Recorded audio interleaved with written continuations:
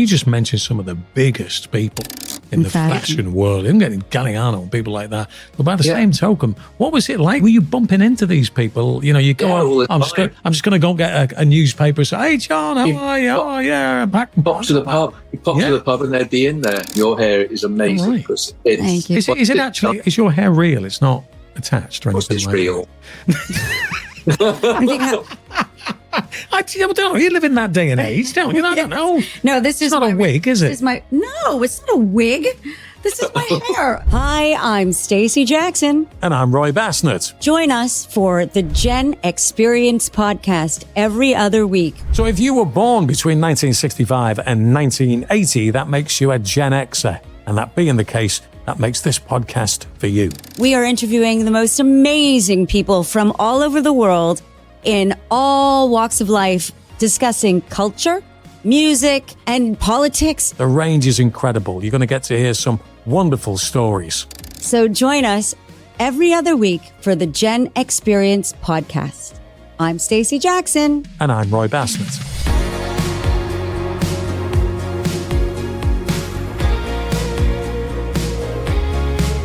Hello and welcome to the Gen-X-Perience Podcast. We're back again. I'm Roy Basnett and I'm with Stacey Jackson. What is it with you? I mean, at the end of the day, we are in this studio. Yeah. It's roasting hot because we don't have LED lights. We have halogens up there. Well, that's because we want to look like Jennifer Lopez. 140 degrees in here and you've got fur on. Okay, because you want to look like Jennifer Lopez. Yeah, right. I guess you want to look like her. Yeah. But anyway. You got to suffer for fashion, my love. You just got to suffer for fashion. In fact, with our guest being on in any second, I'm going to introduce him. I have to just do this and show off my hair. Right, okay. How long have you had that hair? Our next guest is one of the hairstylist to the stars. And of course, he has been doing my husband and all of his salon has been doing my hair and my kids' hair for 20 something years since we moved to London. So I wanted to show off my fabulous locks. So let me see if I got this right. I am the baldest person in the room at the moment, and we're going to talk about hairstyling. Absolutely. You can tell that I brought this guest in. Maybe if I say I've got a challenge for you. Yes, you do. And he can come on to me and see what he can do. What he can do with your hair? Well, because maybe you could braid your eyebrows. It's possible. But before we get into speaking with our special guest today, who you're going to tell us a lot about because he's more than just a stylist. Yeah, yes, There's a lot more to him than that. I mean, what's it like from your point of view in the morning? Are you one of these kind of people that would never leave the house unless the face is on? Hey, look, I'm just going to put me jogging pants on today. I do that. You can ask anyone. I love a good pair of sweatpants. And even when I do the radio show, I'm like, sometimes I'm still in my pajamas. I do basic minimal stuff. My hair always has to look a certain way. Yeah. So I get professionally blow dried, just so that it lasts longer and I don't have to futz around with it. And my face, I try to do the minimal, just something that gives me a little color. And I feel like, when I wake up, I feel, good enough. But then there has to be the glam side to everyone when you got to leave a little room to zhuzh it up sometimes, especially when you're going to be on camera or if you're performing, or there's always the other side, which is fun. It's like a whole other side to me. It's like a bit of Hannah Montana, where you get to be the mommy and then you also get to be a pop star. I like the dressing up stuff. It's fun. This is very good. Yeah, it is fun. Okay. Well, you better tell us about our special guest today. Okay, perfect. Well, we were talking before we went on air, we were talking about how, our show Gen X is about people who have lived roughly our age and have lived through the 80s and the early 90s and, just in various walks of culture, lifestyle, everything. So, and we were talking about how it's like the 40th anniversary of many things, coming up. Like it's the 40th anniversary of Freddy Krueger. A lot of the songs, obviously the 80s records that were coming out, like in 1984, Michael Jackson's Thriller, there was tons of, these poignant things that happened 40 years ago. That's a scary thing, isn't it? That 40 years, because it's a lifetime, isn't it? It is a lifetime.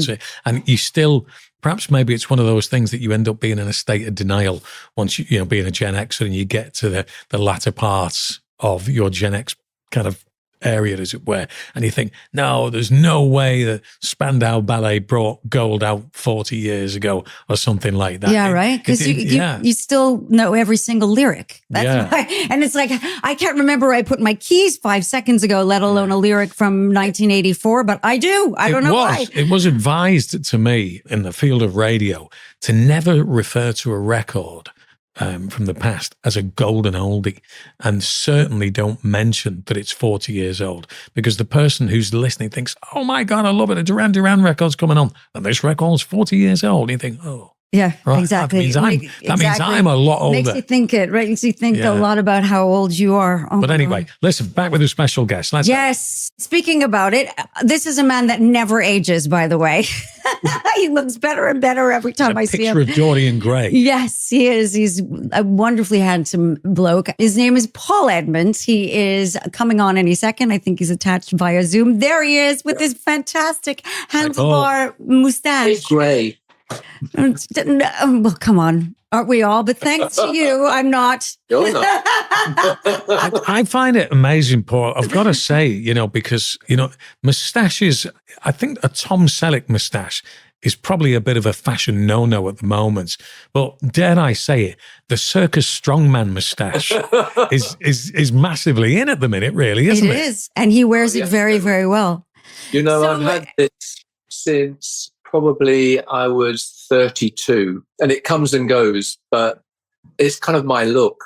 I shaved off at one point, and everyone kind of was going, I recognize you, but I'm not quite sure who you are. And I was saying, oh my God, the guy with the moustache. That's hilarious. So we were talking about 40 years and how, all these things are sort of, celebrating their 40th anniversary. And so are you, with the opening of your first salon in London. And it was on Beecham Place in London, which is a very posh area, street in Knightsbridge. And of course, I only started going to you about 25 years ago. So at that point, you had moved around the corner. You've moved a few times since. So tell us a little bit about what it was like setting up your first shop in the 80s and all of the clients that came in. What was really strange about it was that I was kind of fed up with working in salons where the stylist was the important person, and what the client wanted was not important, and it didn't work very well with me. So I kind of wanted to have something that was a little bit different. I was looking for a salon, and I got this premises suddenly appeared in Beecham Place, and I didn't know that Beecham Place was a fashion kind of street. It was a street just off Knightsbridge, just below Harrods. I just like, okay, we'll go there. I opened it up, not knowing that I was directly opposite San Lorenzo, which in the 80s it was kind of one of the major places to go and eat. And Princess Diana went there all the time. Mick Jagger was in there all the time. So it was one of those places that it was very, very trendy. I just wanted to be the best type of hairdresser you could be. And that's 1984. And it was a very different world to the one that we live in now. And it kind of took off. And it, in a way, it was a bit of a shock because it took off really quickly. And from 1984 to the end of the 80s, we were involved in lots of different things that I was really quite shocked about, because we ended up taking part in London Fashion Week. And London Fashion Week started up 40 years ago. And in fact, we're doing hair for the Fashion Awards this year, which is next month. And it's quite funny being part of that 40 years from when it started. So, which is amazing. I have to say it is amazing. On that kind of length of time, and to, to have done it and then to continue to be doing what you love to do so many years later. Do you know what I've got to ask, Paul? Just sorry to interrupt there, because if somebody's starting up a business, the very first time you want to get in, you think, well, I'm going to start small. Starting up in Knightsbridge, I mean, the overhead to that must have been phenomenal. You must have been supremely confident that you had something to offer. Listen, I was very young. I was 27. So I was stupid as well. So when the bank said to me, kind of, what happens if it doesn't work? I went, well, I guess sell my house and we'll start again. And that's kind of how I felt. Entrepreneur. Yeah, I think it is an entrepreneurial thing, and you either have that kind of risk-taking bit to you or you don't. I think I'd be a bit scared now doing it because I don't think I've got enough time to catch up. But at that point, it's just like, yeah, let's go for it. And I say we're really lucky. And also what happened in Beecham Place, just after we opened, Jasper Conran opened a shop just below us. Bruce Oldfield was in Beecham Place. And then John Galliano opened up. So it suddenly became this place where everyone going, oh, it's amazing. I can't believe that you've chosen this place. You must have known all about this going on. Of course, me being a bit thick, I feel a little bit like Forrest Gump, where things kind of happen to me. And I kind of catch on to the coattails and get drawn along with it. But I think luck plays a certain amount. I think hanging on to that luck is the hard bit. And what was it like? So you just mentioned some of the biggest people in the fashion world. I'm getting Galliano and people like that. A bit controversial, I'll give you that. But by the same token, what was it like? Were you bumping into these people? You know, you go, I'm just going to go and get a newspaper and say, hey, John, how are you? Oh, yeah. Pop to the pub. You pop to the pub and they'd be in there. So it was kind of quite an amazing kind of place to be. And it feels odd now because the world isn't like that. And it kind of changed. And I think I was very lucky also that I had a great PR at the time, PR called Lynn Franks. And Ab Fab, the series was based on her. And she was crazy, but also amazing. And so she introduced me to like people like Wendy Dagworthy. There was a company which I was looking up because it's our 40th anniversary. I was looking up all the stuff that was going on then. And the company which was unbelievable in 1984 was a company called Body Map. And they kind of hit the road kind of more than running. And they blew up everywhere. And it was just an amazing brand. And after about 3 years, it kind of fell apart. A time when experimenting in fashion and hair was really taking place. And it's a bit safe now, to be truthful. And people tend to want to keep their hair long and pretty. And I listen to our kind of assistants and they're like, oh, maybe I'll have an inch taken off, go wild. Where then it was just like, shall I have that side cut off or shall I do a different color? What shall I do? So it's always. I think the thing is, Paul, the thing about hair, when I and believe it or not, I did actually possess some at one point in my life. But whereas you could wear your hair in any way you want to now, whereas if you'd have done that back in the 70s or the 80s, if I'd have had this kind of look in the 1980s, they'd have said, oh, he must be a football hooligan. Right, because he shaves his head. Kojak. Or Kojak. Yeah, you could have done that one as well. Whereas if you had long hair at the time when people were having short hair, you think, oh, look at that, like what we might call a meth up here, somebody well out of step with the fashion world. But you can pretty much get away with anything now, can't you, Paul? Yeah. And it's kind of funny, though, because people are more conservative now than I think they used to be. And we noticed that within the salon. You're always advising people what you think could suit them better. And it's one of our big things in the salon that if someone comes in and asks for a style and you don't think it's right or a color that you don't think is right, you say no. Because it's much better they go to someone else and them take the flak for it looking horrible rather than us. So I think it's one of the things that, we talk about. Well, that's the thing about being a professional. Somebody's going to pay someone specifically for some professional advice, whether it's styling or legal advice or anything like that. And if you're not going to take it, then why are you there? Right? Like, I agree with you. It's like, and you also don't want to be the one where they're sitting in the chair bawling their eyeballs out because, you've cut their, I'm sure a lot of these people come in and say, I want to look like this picture. You must hate this. Can you make me look like this picture? Meanwhile, it's like, Jennifer Lopez in the picture and this person looks nothing like her. Her shape of face is different. The hair color is different. How do you make that, and of course, so they're visualizing that with the haircut, they're suddenly going to look like her. And they're not gonna. So it must be really a conundrum for you when someone says, can you do this? All you can do is be honest. And if you say, honestly, it's going to look shit. Yeah. So Did you ever? Yeah. And Did you? You said that to people. Yeah. Well, as I say, it's one of these. Better to find it out before I agree. the deed is done. You're like, you don't have this problem, and you're probably saving a lot of money. I have. I probably put Paul Edmonds' grandchildren through school already, because between all my 4 kids and my husband and me. Anyways, so I wanted to ask you a little bit also about your earlier years and what inspired your passion for this. How did the trends of the 80s influence, if at all, the work that you did? And obviously, are there any 80s trends that are current now, or is it still cringy? Like, are people wearing big hair? Yeah, of course they are. You have one of the kind of major things that Farrah Fawcett.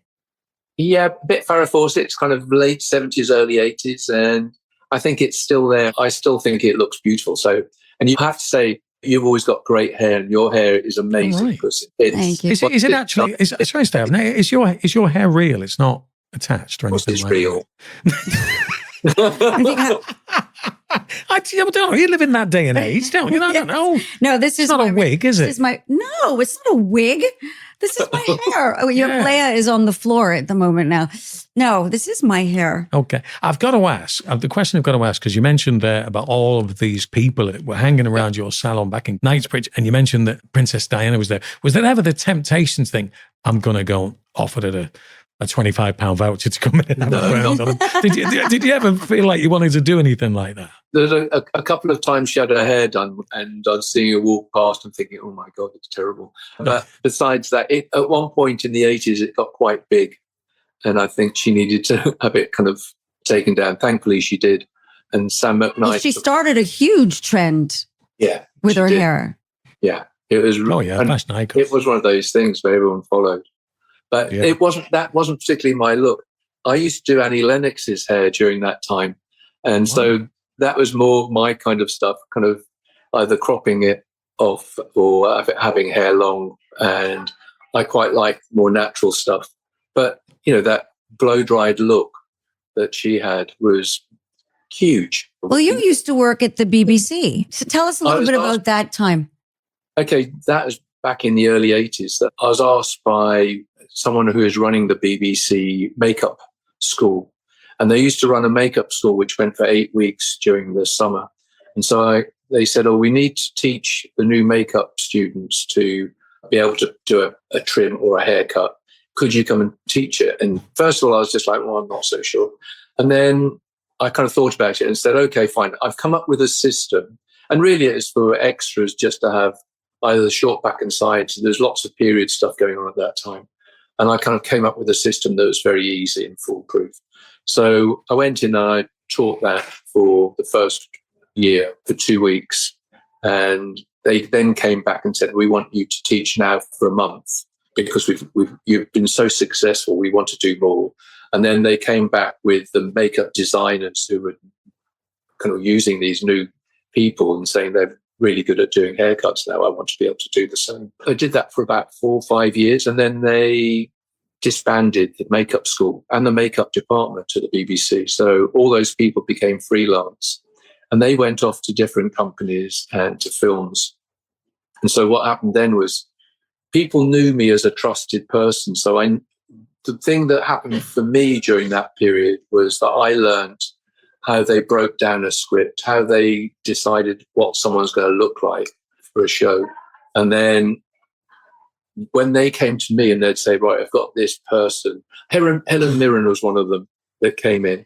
And Helen Mirren was playing a detective in a series. And they kind of said, we want her hair to look like someone that's had a haircut. We want it to look like a new haircut. We want it to look like she's had it cut a while back. So it needs to look a little bit disheveled and messy, but it needs to be neat enough to be a policewoman. Anyway, so I did that, and I did her for, I don't know, must have been 8 or 9 years it ran for. You ended up getting to be the trusted pair of hands that when a designer was doing something. And what was interesting, again, going back to us doing the 80s, kind of looking back on my career, was that I suddenly realized that 1 year, and I think it was 1985 or 86, I think there were about 10 or 12 major productions going on for TV. and we did all the main characters. And suddenly you realize that you're actually doing quite a lot of work with a lot of famous people, but because you're doing what you do, you have that person come in, you do it, they go off. And what it was that you didn't go every week to do their hair. They'd bring them in every 3 weeks or 4 weeks just to have their hair trimmed up and to look after them. You got to know these people quite well, and so they'd end up coming back. And it was really interesting working with these people. And I've still worked with a lot of those same makeup artists from back then. Can you tell us some of the TV shows you just mentioned there? I can tell you some of the films. Films, that'd be good. Yeah. Bohemian Rhapsody. I did Michael Douglas and Evangeline Lilly for Ant-Man and the Wasp, which was actually quite funny because that was a Disney production. And the makeup artist rang me up and said, look, can you send me your CV? Because Disney want to see your CV. So I went, okay, fine. And I sent it. And she came straight back to me and went, okay, now that was an English CV. I want an American CV. Okay. So what's the difference? I mean, I think I know the difference, but what was the difference? The difference. It's like, I'd be like, I worked alongside this person to produce this look where, in the American one, you went, I created this look for this artist at this time, and this is what I did. And so it's not like we work together. This is me, and I'm great. So right. You know what I'm like, Stacey. So I'm very completely reserved, a lot more reserved. I find that fascinating, that because obviously Ant-Man and the Wasp is a great movie. Michael Douglas is marvelous. And the idea that you think, well, we need a specific hairstylist in order for him to have that look in the movie. And you've got to sell yourself in order to get that gig. Is that how it was? Yeah, you have to sell yourself. Because what they wanted to do originally, they wanted to bring over a hairdresser to cut a couple of the leads' hair. And they were trying to save money, I have to say, by having me go. What happens is I had to do Jake Gyllenhaal's hair a couple of years ago for a movie, and one of the guys I'd worked with previously, and we did the hair for June. So we did most of the hair color for June and a couple of the leads in one and two. And the makeup artist that did that rang me up and said, look, I'm about to shoot a film with a guy and he needs to look like he's worked in special forces, but now he's working kind of undercover. And so in the first part of the film, he's going to have a helmet on. So it has to look all right if there's a helmet on. But when he takes the helmet off, it can't look like he's had a haircut. But, you end up thinking, I have no idea what I'm doing. But anyway, so Jake Gyllenhaal came in and I cut his hair at a hotel. And I had this makeup artist on a Zoom call and telling me what he wanted. And then as I was cutting it, kind of saying, now, is that feel right? Do you want that to be a bit shorter? And it was the first kind of haircuts I did over Zoom with a Zoom makeup artist. Wow. And it's quite, I say, it's interesting stuff that you end up doing. And it's always amazing what you do and how you do it. Is it like, because one of the things, you probably wouldn't have had your hair done in this part of the world, but is the principle still the same that, when you cut in their hair and you make that small talk, like, are you going away this year and all of that kind of stuff? Does that happen with a big celebrity? Not normally. It does sometimes. The main thing is they're normal human beings. So you need to talk to them like a human being and just ask them how their life is, how their kids, what's happening. So it's, a lot of it's small talk, but it's also really interesting because I quite like people. So I'm always interested in people and I find it quite interesting and interesting seeing how their life is and how very often how normal. Yeah, for sure. I have one quick question for you. So, how like all the sort of every era, there's we call it a hera, right? Like there's always there was Farrah Fawcett in the 70s, 80s, and then there was Princess Diana in the mid 80s. And then in the early 90s, you had the Rachel, right? Everybody cut their hair like the Rachel from Friends. And there's always that sort of iconic hairstyle, at least for women. A lot of the teenagers had the Justin Bieber, and then there was, all these footballers. So there definitely also was a thing for the guys. Like of all of the eras, what was your least or a couple of least favorite hairstyles that everyone came in and said, I want you to make me look like, wow. Which one was it, the one that you were like, why? I think really it's when the hair got very big that it got slightly ridiculous. The shoulders got big and then got big, and sometimes it went a bit too big, and you end up thinking, oh my God, the people having perms all the time and trying to get their hair bigger the better. And I think a lot of the hair ended up looking very chewed up and not that great. Oh, Roy can tell you a story about a perm. I had a perm. Yeah, I had a perm. That's probably why he has no hair now. I'll tell you, I did have a perm back in the day. Yeah, it was.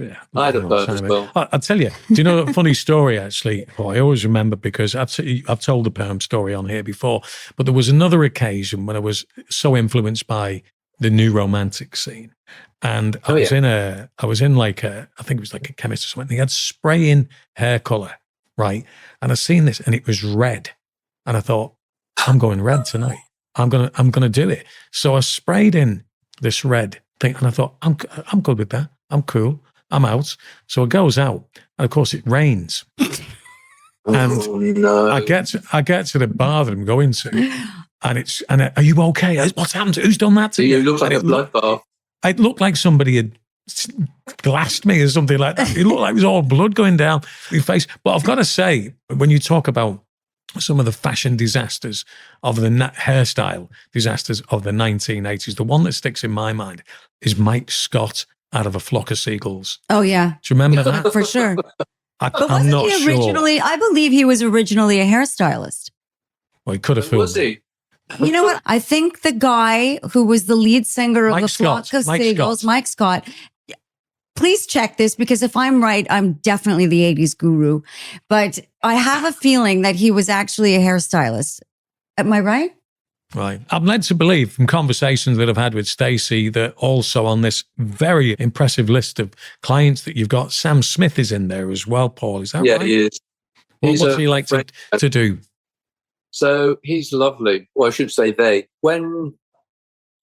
How that happened was that my daughter's ex-boyfriend manages him, and Sam Everett, who is manager, came in and said, oh, I've got this guy who's a brilliant singer, absolutely amazing singer, and I think it'd be great if you could do his hair.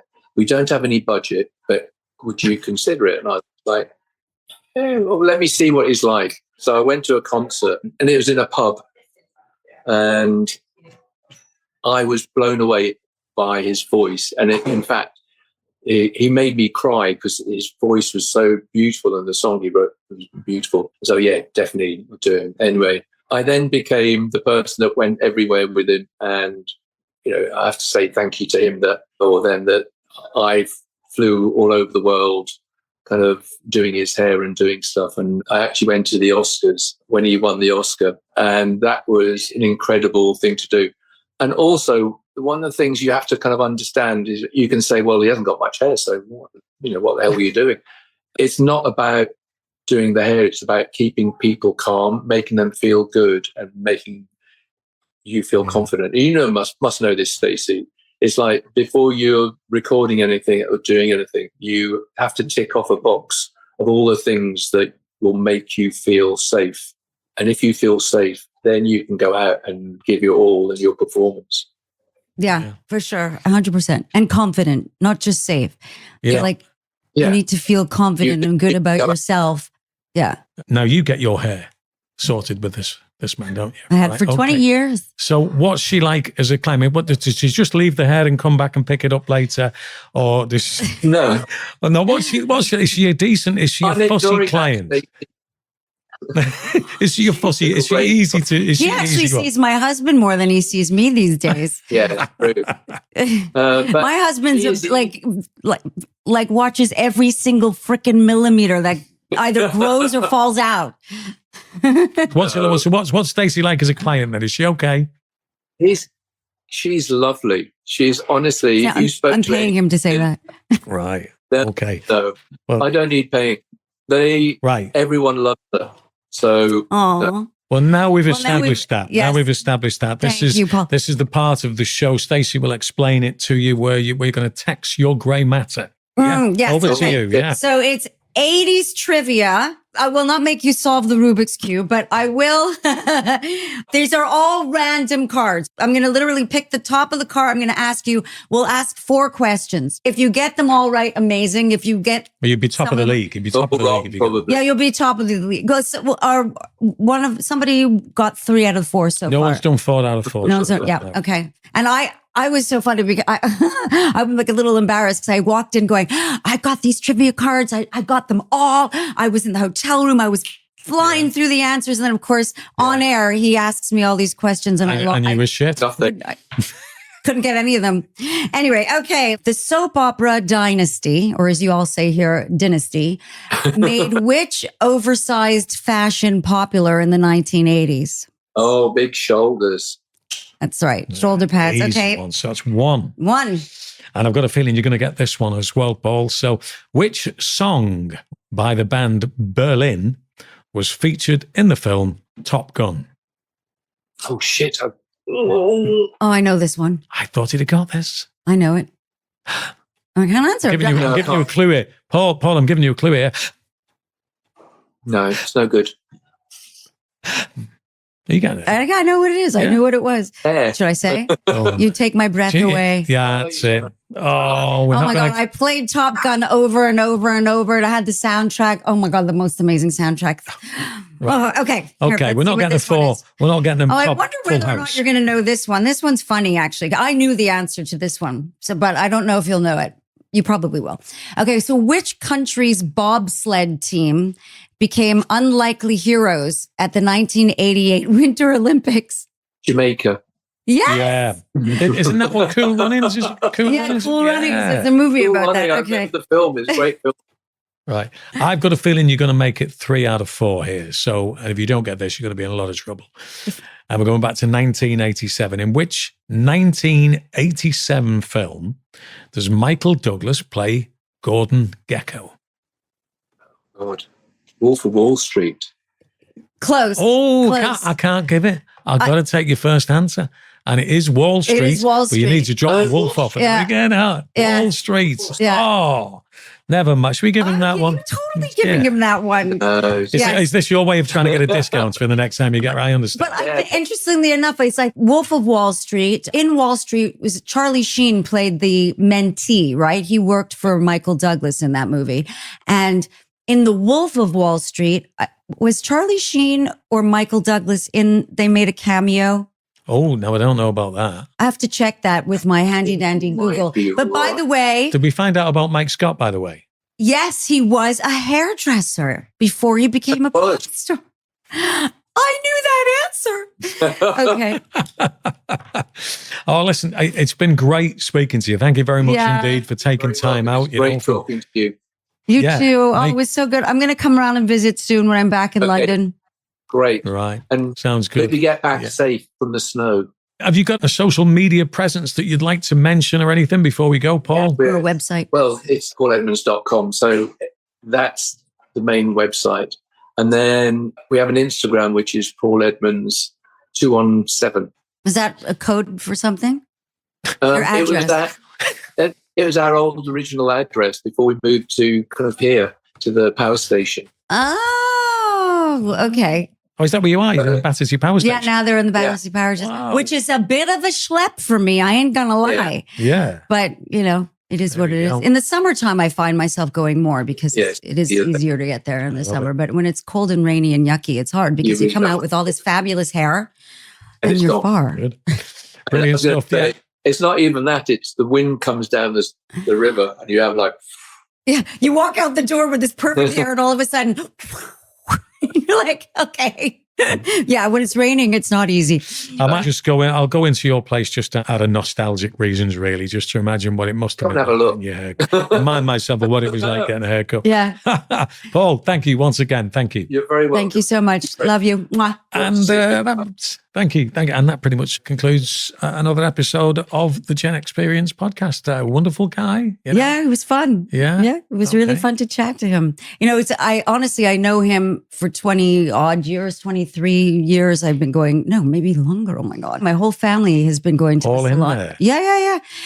We really used to live very close to them as well. I'd like to be in close proximity to where I get my hair done. Like I said, you don't want to walk out of there and then all of a sudden it's like, by the time you get home, it's like, why'd you bother, you know? Yeah. So yeah, my husband still goes, all my kids still see them. Right. They literally don't go to get their hair cut where they live. One lives in New York, one lives in Philadelphia, and one lives in Sweden.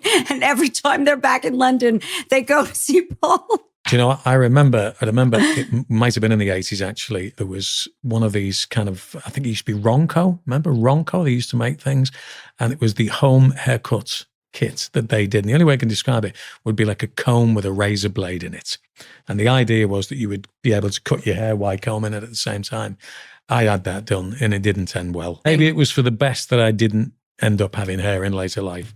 Right, listen, we're done and dusted, and thank you very much indeed for checking out the podcast this time. Don't forget to like and subscribe, and we look forward to entertaining you next time with a guest here on the Gen-X-Perience Podcast.